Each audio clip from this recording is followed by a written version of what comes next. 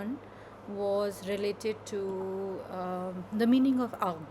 Aqd means the transferring of the responsibilities. So when we are talking about the transferring of the responsibility, it means that woman is not ready to hold her all responsibility by herself. Okay, this thing you should know. Now, as we know that we are discussing these things in depth, especially the Sharia contracts, nikah or aqd, as well as the emotional readiness. So there is a huge difference between emotional readiness and Sharia contract or aqd or nikah. How many of you already knew your contract or your nikah? Have you read your nikah? Your nikah nama? Have you ever read that what is inside that contract? I haven't. You haven't? No. What about you? No. No. Okay. I will No. recommend you to please, always, even though if you're not married yet, but even though I will recommend you to please read. Why you should read? Because whenever we are having the nikah contract, it's having the small, very small few clauses in it. And what are those clauses that has proper depth? And for example, many people they say that okay, a man should take a permission before getting married, before having a second marriage from a woman. It's not until unless if the woman is writing in the nikah contract that a man cannot marry another woman till he's married to her, then it's allowed. Otherwise, or if she is writing in the contract and you have the obligations, you have the right to write and change your nikah contract. You should know you have a right. You can put any clauses. So for example, I know a few people who said that okay, in my nikah contract they said they want hajj, they want umrah as a meher, or they want ziyarat as meher, or they want house as meher, house, the whole house on their name as meher. So you can change these things.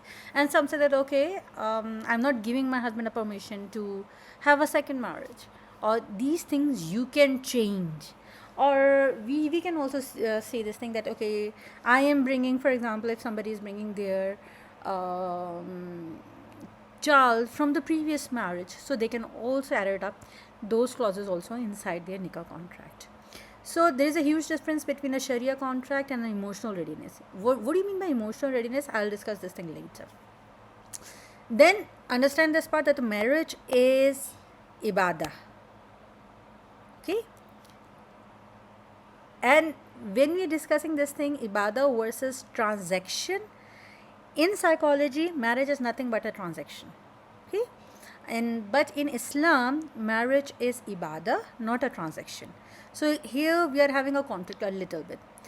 But what I believe that if we are finding a way from between both of them, so you are doing your ibadah as well as you are doing the proper transaction, so that will be the best marriage.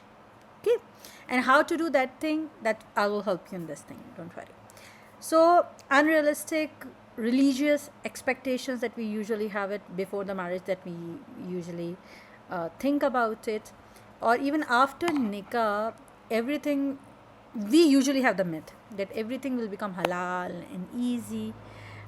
Do we really think that everything will become halal and easy after nikah? In reality, it's not. Okay, and it's a cute myth, although we will discuss this thing, because after the marriage, halal and haram becomes more difficult. And we do have, in psychology, we said that we do have a different types of attachment styles. And in Shia marriage, or in Muslim marriage, or in the Sharia marriage, we do have a different clauses also in it. Okay, so everyone who is about to get married or who has already been married, remember in our last class I have explained this thing, that if we are thinking that marriage means everything will be settled, happiness is not their responsibility, it's our responsibility. So unless we want ourselves to become happy, then we will not get anything happiness. So marriage is only for the purpose to make your Lord happy. That is the purpose of marriage.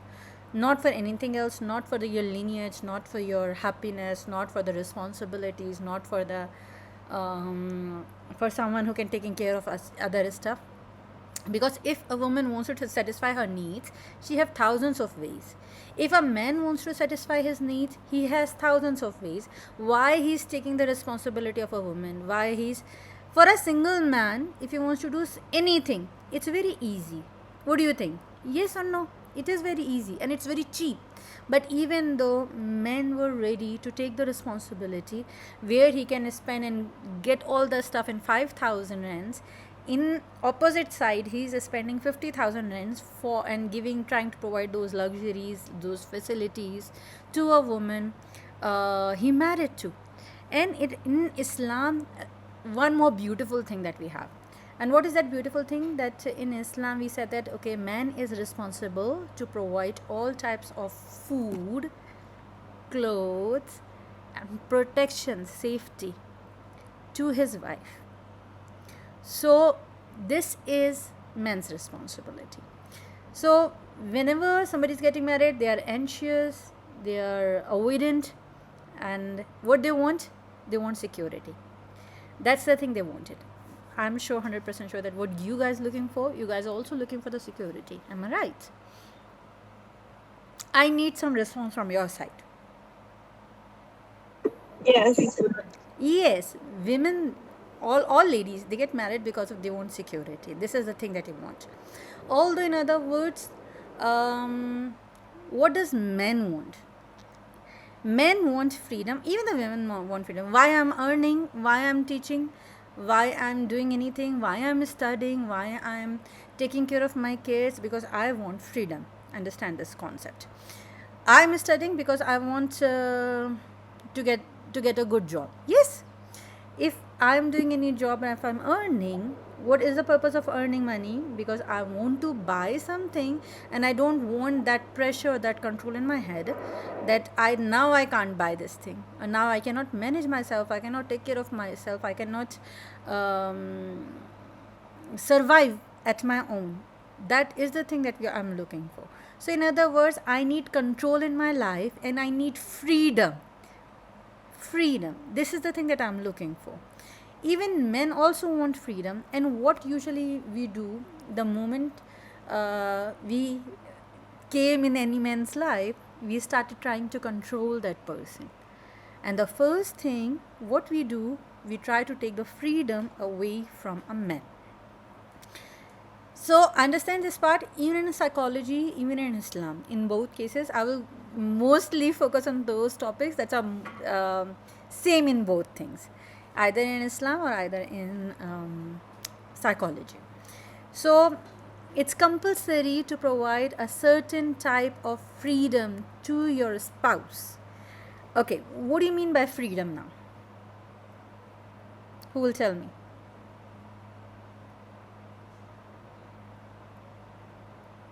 Yes, I'm looking for the answers, guys. I think by freedom in marriage, it means that you allow your spouse to do other things that you might wish to do without involving yourself. Okay, that's a one answer. Anyone else? Yes, Farwad. Yes, I think it's also to like let them have their own interests and to be a person outside of the relationship. Just not make everything about like, you being married and like spending time just at home, or like, letting them be their own person as well. Anyone else? Anyone else?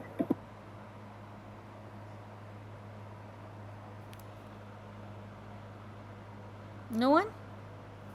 Okay. Do you know there is a book called 123 Magic? Although it's for parenting, but I want to explain something. The topic is 123 magic. And what does 123 magic means? Maybe you have seen this thing earlier. When we were very young, our parents used to say 1, 2, 3, and we used to leave everything and we used to go pay whatever they want us to do. Why? Because that magic works on each and everyone. Each and everyone. This is a trick that I usually tell in relationship counseling sessions, but I'm explaining you this thing. Because Even kids, a man, a woman, nobody wants um, nagging behavior in their life. So if you keep nagging them or keep putting your head between their metals, then it will be wrong. It will be wrong. So freedom does not mean that you're not looking for anyone. Freedom means, just give me a second. So freedom means that you are giving them the freedom, emotional freedom, not the freedom of their responsibilities, not the freedom of their other stuff, that oh, they are allowed to go anywhere, wherever they want to go, they are allowed to go, if they wants to meet their friend, and they are allowed to do smoke or drink or whatever they want to do, they can do. No, this is not the right way. Freedom means that you're providing the emotional freedom. Whatever they wants to express, they can express with you. Okay, like what we want as a woman, we want safety and security from our man, and what they are looking also the safety and security from us. How we can provide, we do understand that they can provide safety and security very easily, but how can we provide safety and security? This is the question. What do you know, guys? Please type in the chat.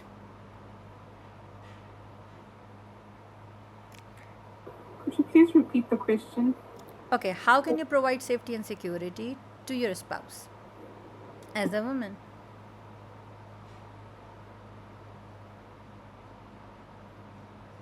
You see, love without clarity turns into resentment. And obviously, you guys don't want. You want that love to be more pure, more halal, without involvement of any haram thing. Yes or no? Yes. You all are here because you want that your future life to be safe, secure, happy, manageable, and halal. Yes. And you want to go towards the path of Jannah by being a good parent, being a good wife, an intelligent parent, not only good parent, an intelligent parent and an intelligent wife. How you can become an intelligent wife or how you can become an intelligent parent? This is the question. You are looking safety and security from your spouse. What they are looking from you. Okay, this is the question.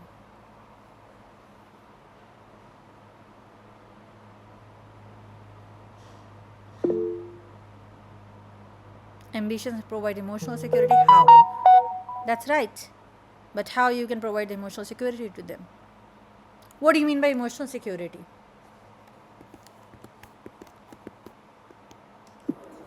Can I just tell you my Yes, answer? no problem. I don't know exactly where to pinpoint the answer, but like if I'm just thinking with like my friends, how do I provide emotional security to them? Like, so if they're going through something, it's by letting them know that, okay, I'm here for you. And if they need advice, I'm here to give advice. If they need a listening ear, then I'm here for a listening ear. So I feel like maybe it would be something similar to that. A little bit, not too much. Anyone else? Okay. If nobody else is explaining, then I'll explain.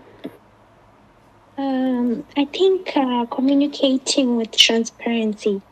What is the Like problem in the emotion. relationship, my darling? Is it a problem in a relationship, communication problem or listening problem? I think listening problem is the most.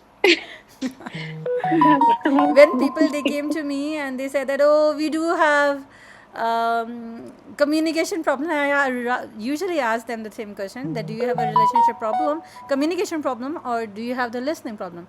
90% of the couple, they have the listening problem, not the communication problem. But here the question is emotional security. What does emotional security means? Yes.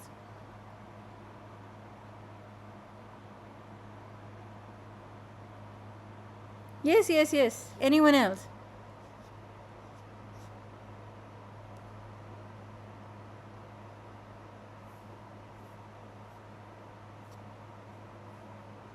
Yes, no one? Don't say that. Have you learned about this formula ES2 square? You haven't. ES square or ES2 squares. We also I call it. haven't. You haven't. Okay. Emotional safety and emotional security. When you square root both of the things, both of the S together, then it will turn into the proper emotional well-being. Okay, and that can, you can also find it from your spouse. So when we are discussing about emotional security or emotional safety, we should understand that each and every person has different direction and different way of getting the emotional security or explaining about the emotional security. So for me, the meaning of emotional security will be different. For you, the emotional security is different. Maybe if you're not judging me sorry, if you're not judging me, it means that I'm emotionally safe with you or secure with you. But for maybe other person, not ridiculing, that also means that that person is emotionally safe with you. Okay, so what emotional security is a state of inner stability, or we also call it confidence or safety, where individual feels worthy, accepted, and free to express their true self without fear of judgment, rejection, and ridicule. Okay, if you guys want, I can write it down this thing for you, and Yes. yeah, I'll type in the text. Please copy from there.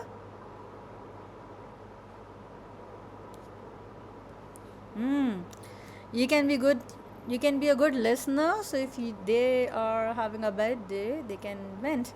No, trust me, I will never recommend anyone to let your spouse vent at you, because once they'll have the habit, you will have the real problem in your relationship. You will keep having the fight at home. Can I ask how so? How so? Okay, so for example, you giving me the safest space to vent. Okay, so when I'm venting in front of you, I'm giving you an example. When I'm venting in front of you, what I'll do, I might show you my ups, my downs, my bad faces, my maybe I will scream, maybe I'll get anger. I'll show you my anger, my bad face. That okay, now I was angry because of this that person, what they have done at office or in school or college or these things. And what their mind says, okay, I can say bad things in front of her and she will not respond. So next time when they are saying something bad in front of us and we are not responding, their brain will again uh, testify this thing, that okay, she's the cool and the calm lady, we can say anything to her. Even afterwards, if you are just misplaced a medicine, they will shout at you, because they know that you will not respond. Their brain will say, and when you started responding, then the problems started. Understand? So letting them vent, I will not advise. I will not advise. Okay? Can I ask a question real quick? Yeah.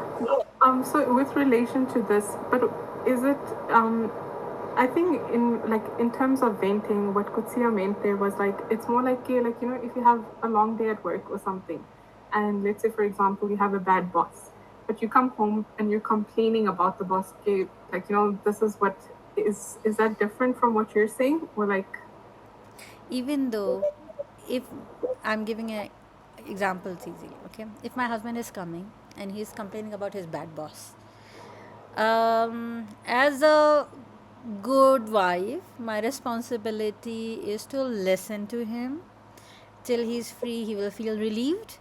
But as a therapist and as a relationship coach, my responsibility is to divert his attention instead of venting. okay, Understand? gee, Okay. Why those people who are coming to me for relationship counseling, 90% of them, their problems started from this issue. that they let their spouses vent. I'm not talking about men, I'm talking about women also. We also usually do lots of silly and stupid stuff. Example, okay, we went related to our in-laws, or we said, okay, we will discuss this thing with you. Obviously, if we will not discuss with you, with who we will discuss? And we were on the emotional roller coaster. And if that type of a case is coming to me, I'll tell men the same thing. Please do not let her vent. Why do not let her vent? What's your duty? To focus on the future. And what's the future? If she's keep venting, the future is very bad. The future is already in dark. So what's our responsibility? To divert her attention, so she will be more positive and she will be having more ideas to find a way or to find a solution of this problem. So what's our purpose? Our purpose is that they will be able to find the solution. Yes or no?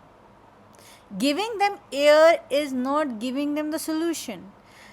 We are, so for example, as a woman, I will not interfere in my husband's work, and as a husband, I will not allow, as a therapist, I will not allow my husband also to interfere in my work. You have seen me even last Friday also, even today. I'm doing in my safe space, nobody is interfering. My husband is not interfering, my spouse is not interfering in my work, and I am not interfering in his work. If I want to vent as a therapist, I have so much emotional burden. Yes or no? More than anyone else, everyone is coming and they are dumping their own emotional burden on a therapist, and they feel relieved, and all the emotional burdens we are carrying. If I want to vent, what should I do?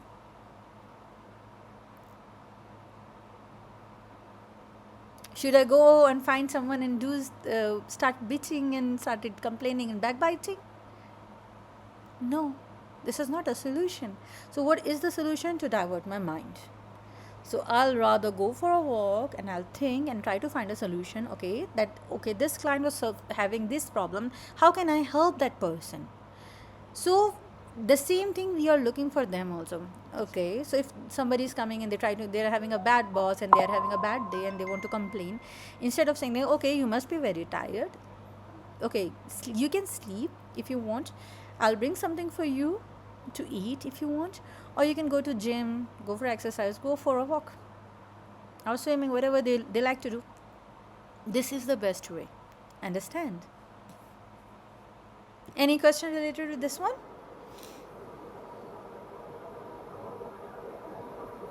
Yes or no? No questions. Is it clear? Yes.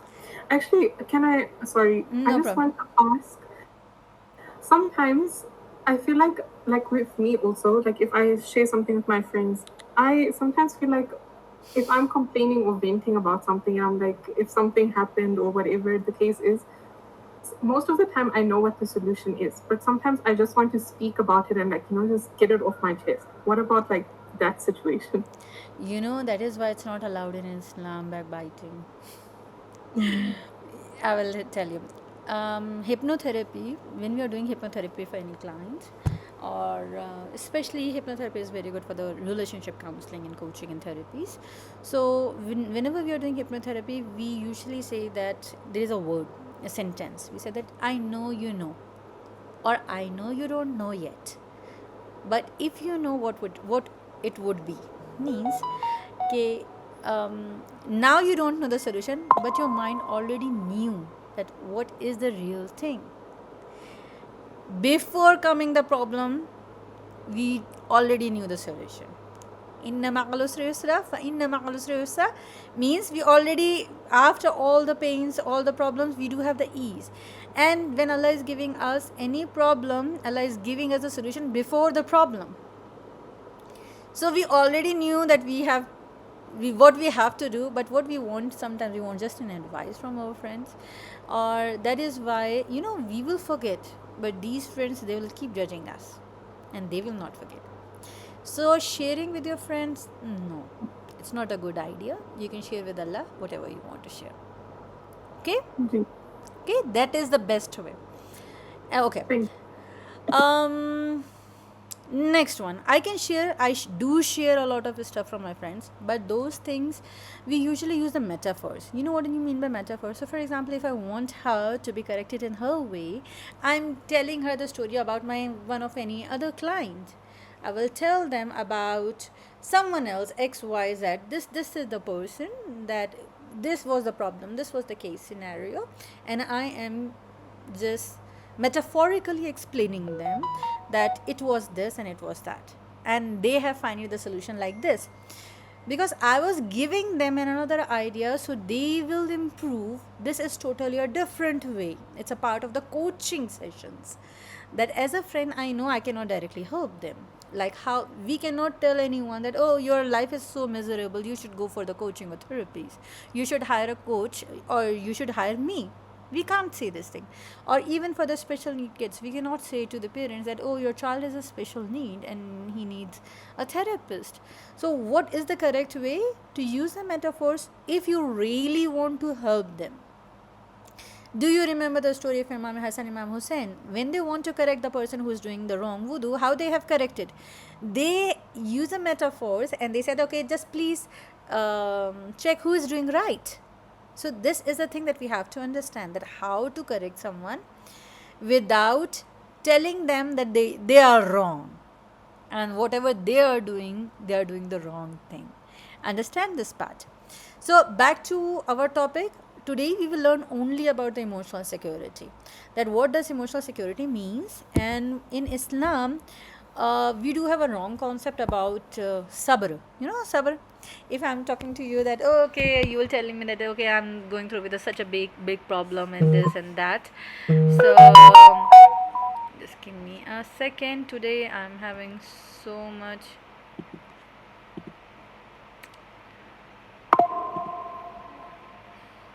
Okay.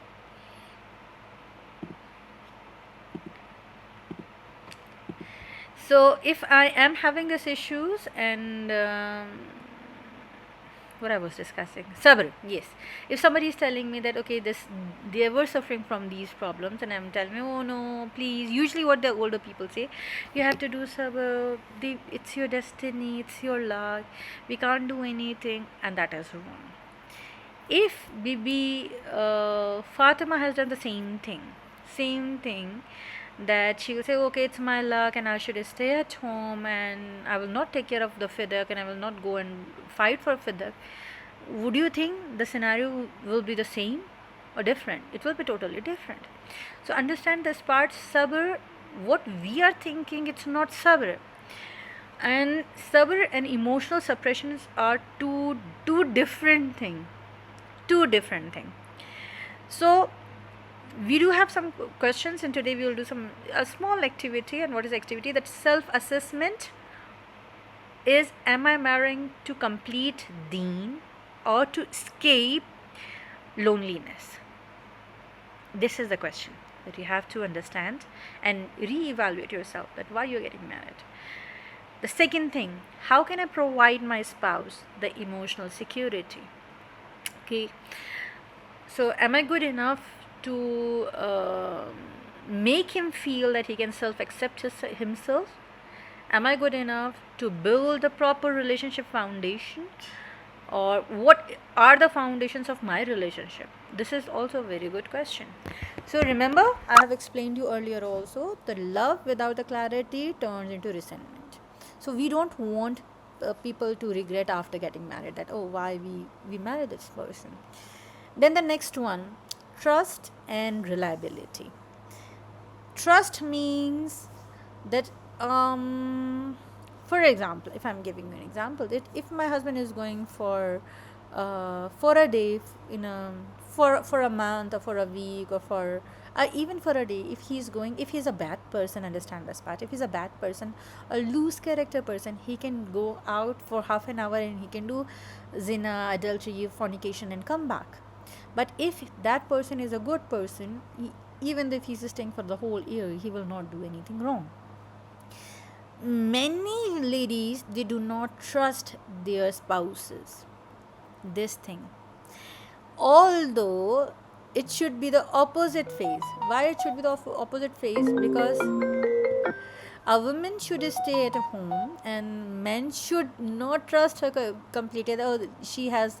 While I was at office, she can go and meet anyone. While I was at office, she can call anyone. While I was at office, she can do a lot of stuff. But still, in Indo-Pak culture or in Asian cultures, I have seen that ladies, they trust less on their spouses as compared to men. Then the next part is reliability. What do you know about reliability? Any idea, guys? I would say in a spouse, if I want to look for reliability, it would be that I should be able to, if like, life throws any problem in my way or my family's way, I should be able to rely on the person to make the correct decisions. Okay, so for example, if I'm getting sick and my husband or my spouse is not even taking care and not even putting a single drop of water in my mouth, will he be a reliable person? No. How will you judge a person that is, if that person is a reliable or not?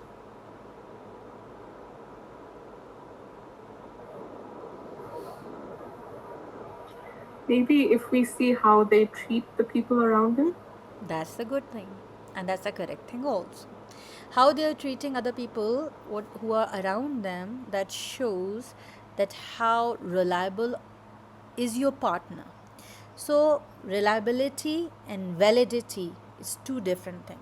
Okay, so whenever we are discussing about the reliability and validity, for reliability we can get it easily, but for validity we don't get it easily. So for that stuff we have to support, and here comes the emotional security and safety comes. So when trust and reliability is together, a sense of calmness, understand this, but a sense of calmness and decreased fear regarding abundant or judgment, this is important. So what are the signs of emotional security? Number one is authenticity.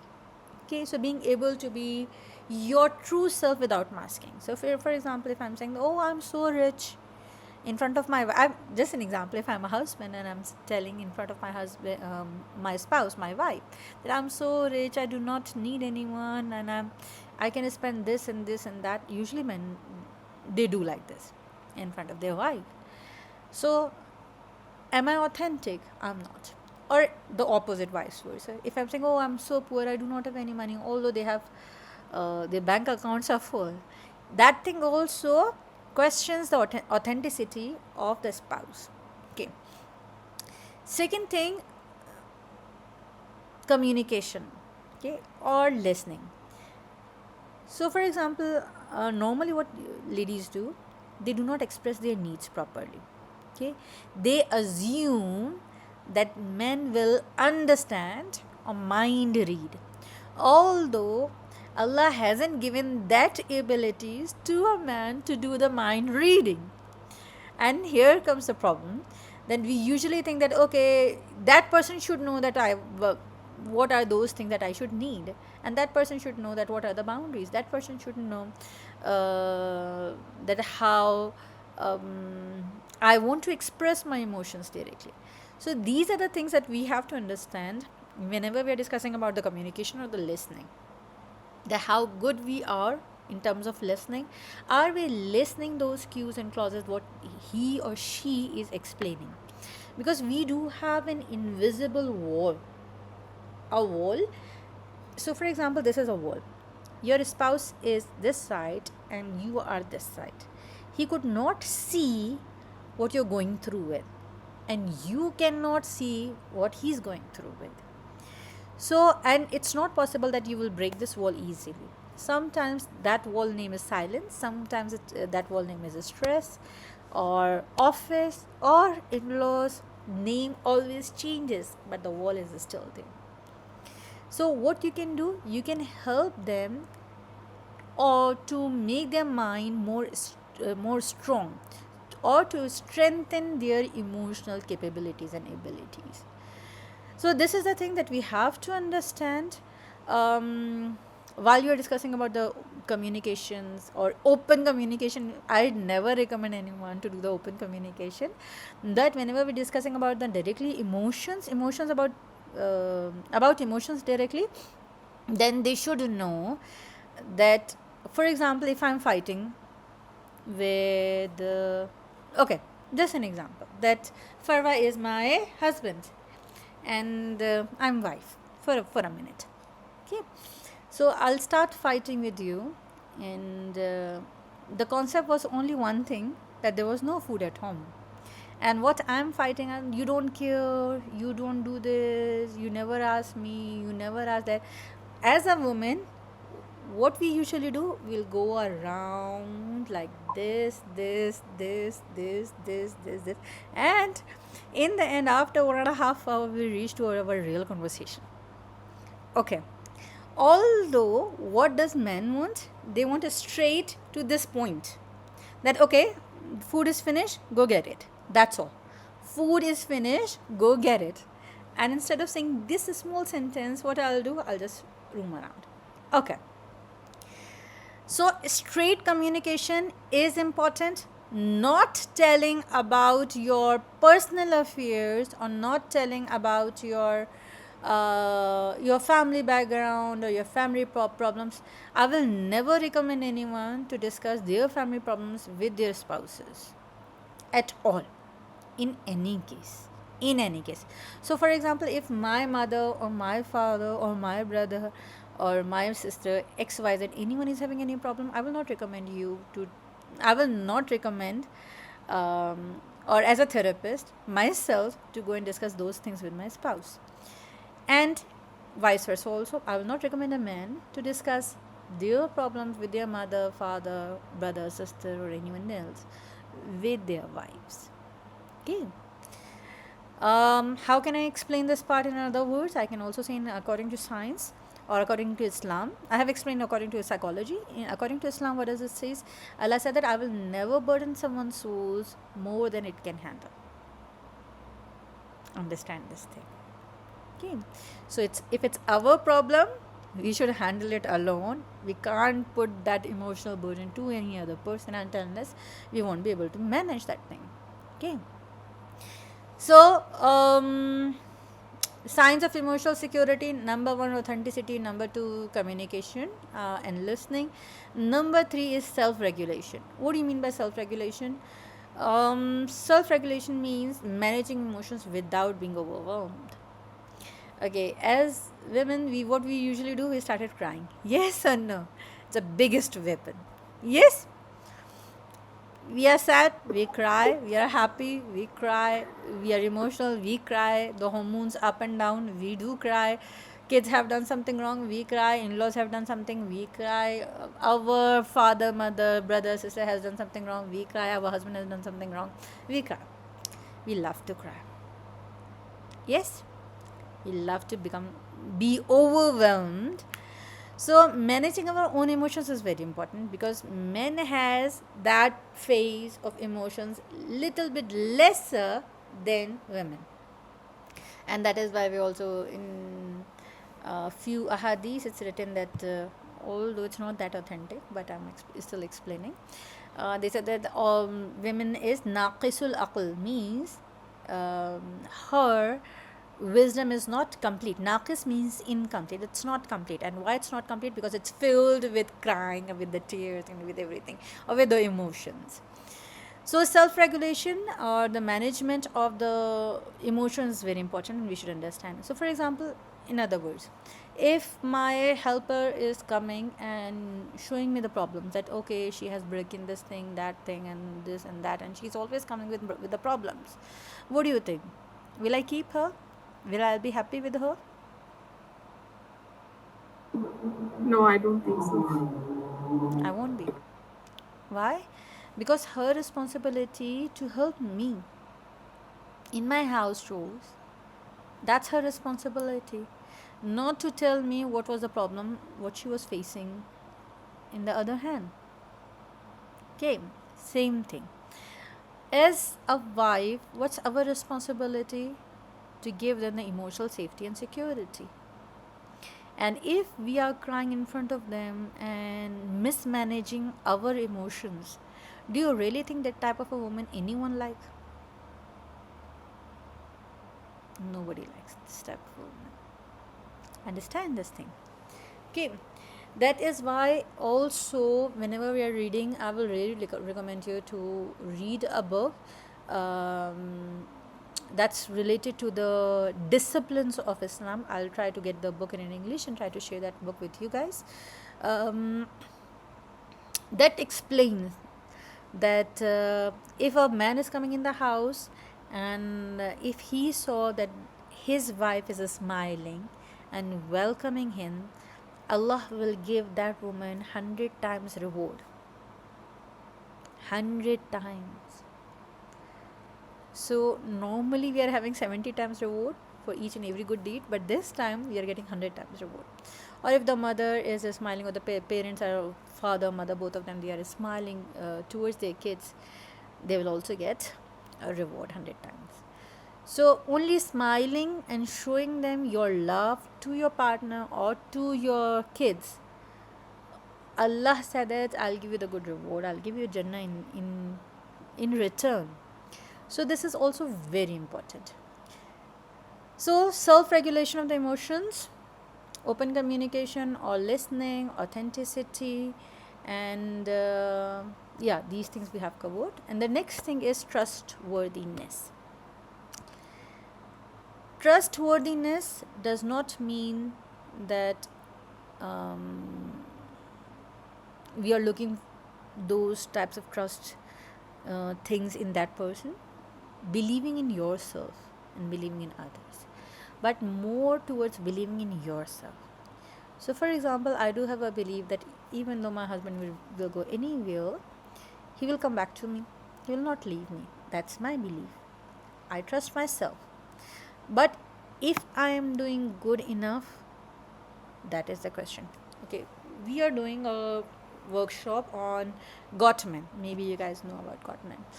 Gottman Institute, it's only for those people who are doing the relationship therapies and workshops.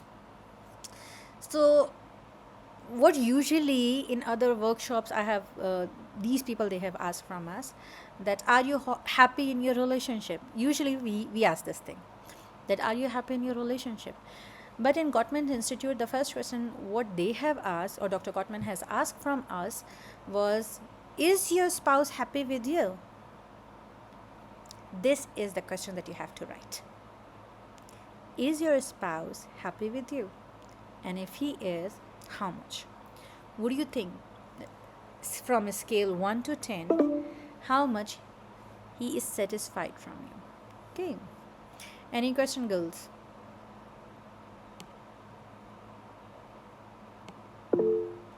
No. Is it clear? Is it very difficult topic?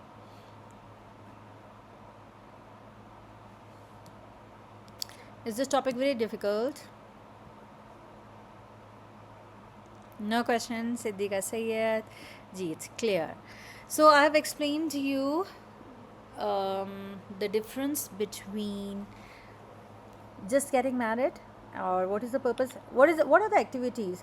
Am I getting married to complete my deen or to escape the loneliness? This is the first activity.